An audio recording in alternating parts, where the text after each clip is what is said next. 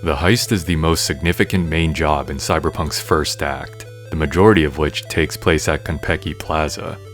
Owned and operated by the Arasaka Corporation, this is Night City's most luxurious hotel, and it is certainly felt throughout the mission. But after the heist, you unfortunately don't get to return to Konpeki. While the surface appears quite polished and refined, things tend to get a little funky once you peek behind the curtain. So in this quick video, I'll be showing you the innards or anatomy of Konpeki Plaza. I figured the easiest way to do this is a top to bottom approach. At the top of the building is the penthouse.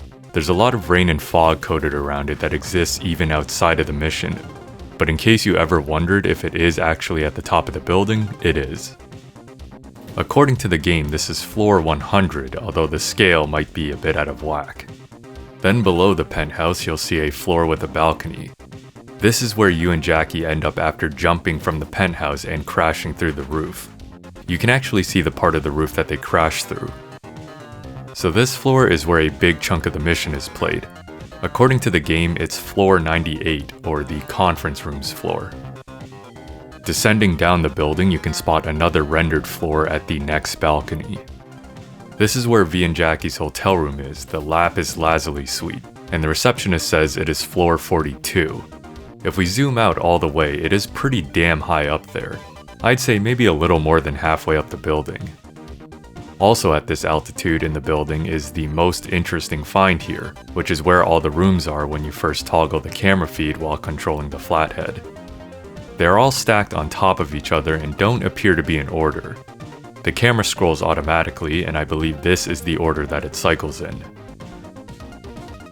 If you go into the rooms, you can see an actual camera is hidden behind the wall.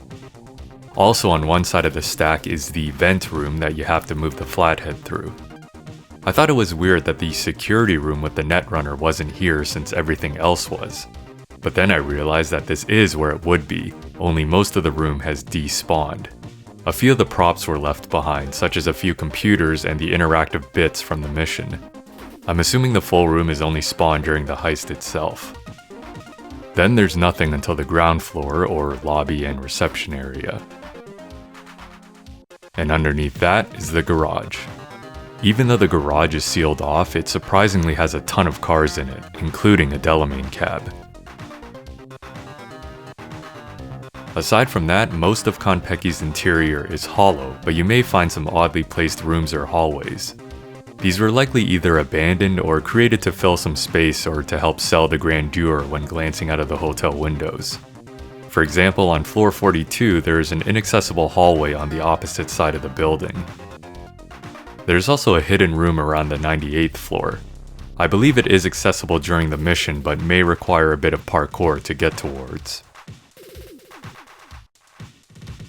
And that concludes this inside look of Konpeki Plaza.